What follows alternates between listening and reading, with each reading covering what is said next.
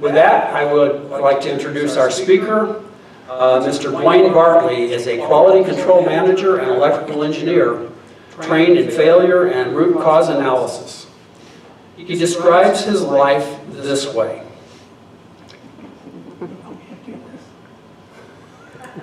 Okay. Can't deny that.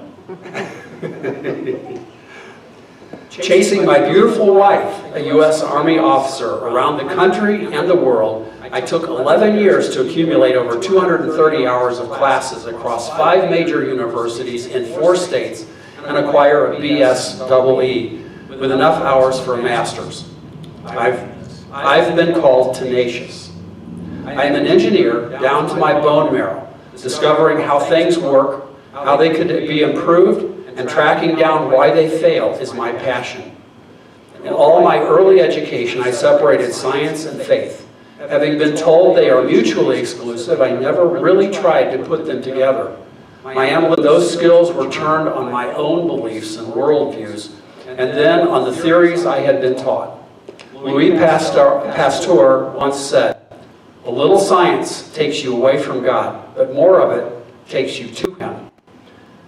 I have spent almost 2 decades analyzing the scientific theories that claim to prove there is no God. The longer I look, the more I discover the utter desolation of many of those theories. I find myself in full agreement with Albert Einstein. And this is what Einstein said, the fantastical atheists are like slaves who are still feeling the weight of their chains, which they have thrown off after hard struggle. They are creatures who, in their grudge against traditional religion as the opium of the masses, cannot hear the music of the spheres.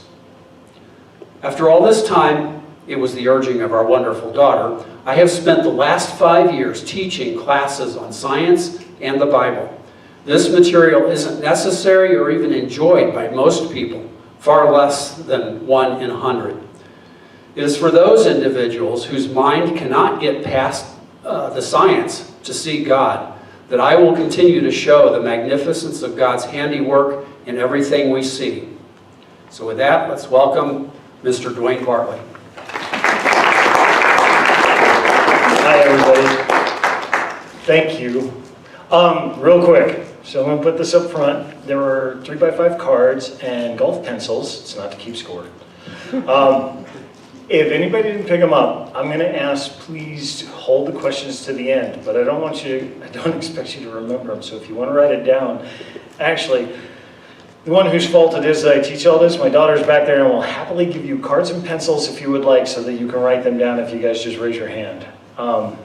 This is going to be my Reese's moment. Sorry, not sorry. I'm going to do Mach 5. I'm going to cover some deep stuff, but I promise I will make it intelligible for you to listen to. So, be prepared. For all of you guys that I'm new to you, this is going to go fast. For all those new faces around you, some of these people have suffered through me for 5 years. So, we're going to get started. Yeah, like I said, anybody that needs a pencil and a card, throw your hand up. Jess will stop by and deliver. So, for the largest part of my life, I was never one of those guys that was like, here's my scripture. It really wasn't. And then, 1 Peter 3:15 really hit me.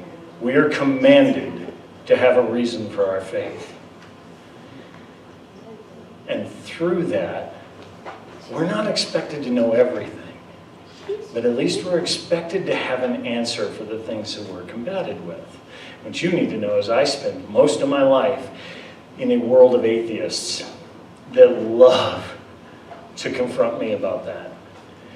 And it always starts with the same thing. What could I possibly say to you right now that would change your mind? And you're like, nothing. It's like, right. So I'm not going to try.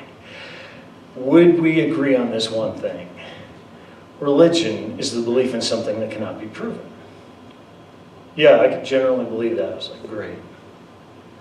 Let's talk about your religion. I'm not religious. And that's when the battle starts, because I ask, want to bet? So, here we go. The days are evil, dress appropriately. Everybody in this room knows what I mean. There's only two possible views in this world.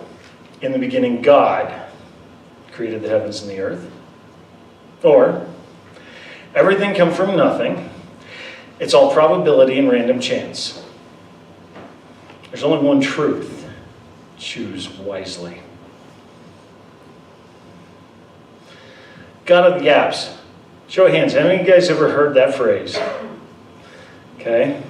The famous atheist, Richard Dawkins, says, creationists eagerly seek a gap in the present day knowledge or understanding. It's an apparent gap. If an apparent gap is found, it is assumed to be that God, by default, must fill it. They make it sound like scientists have it all figured out, all except a few tiny little gaps, like the cracks in that screen. They believe common people couldn't possibly understand it. It requires an academic to explain to someone with such a feeble mind as to believe in God. I'm going to show you some things tonight that will shock your world and theirs. Perhaps a change in perspective is required. How small are those gaps? What if they're not small at all?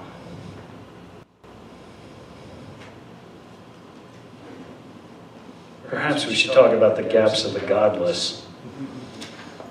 You ready? You're not ready. You ready? Okay. You cannot convince a believer of anything, for their belief is not based on evidence, it's based on a deep-seated need to believe. Let me ask you something. How did you read that? Carl Sagan said it. Who's the believer? I think all of us would agree he's talking about Christians, right? What if he's not? I'm sure he was. But the statement, what if it's a statement on the human condition? Their belief is not based on evidence. Their belief is based on a need to believe. So I'm going to go through some of these. You have no idea how hard this was to do. I've taught for 5 years, and I've boiled 5 years worth of classes down to a 1-hour highlights reel. This is rough. Let's start with astronomy. Big Bang. In the beginning, there was nothing. Then it exploded. Immense appreciation to Spike Psars. He put together, if you get them, they're up here, take a look. He has some great videos. The discs are fantastic. What they're not telling you about astronomy. The man is brilliant, and he did a fabulous job on it. So I stole a couple of his slides, but I did ask permission. So, big problems with the Big Bang. Quick show of hands. You guys ever seen this before? This is the representation chart of the Big Bang Theory, right? Let's take a closer look. So that's supposed to be what, 14 billion years? Billion. Okay. So what? That's about 7, right? Halfway back? Nope. 20 minutes. Let that sink in a second. So, nothing can make all the material in the universe in 20 minutes and expand to roughly 70-80% of the size of the known universe in 20 minutes. But it's irrational to believe that God did it in a day. Their belief is not based on evidence. Wait, this just in. Yeah, I'm playing with that. James Webb Space Telescope. Everybody's heard of it? I love that instrument. That is good science, right? And it is turning the astronomy community on its head. So it recently found a record-breaking galaxy so far out. 300 million years after the Big Bang. And you go, well, that's still a long time. Not so much. Let's take a look at this. That would move those galaxies that you see up there in their chart back to there. But that really doesn't say it. You go, oh, they moved that far back. Spike did a great job. He put everything, he stopped using logarithmic charts and actually put it linearly. So what they said originally was the first galaxy started to form where the red arrow on the right is. When James Webb found that record breaker,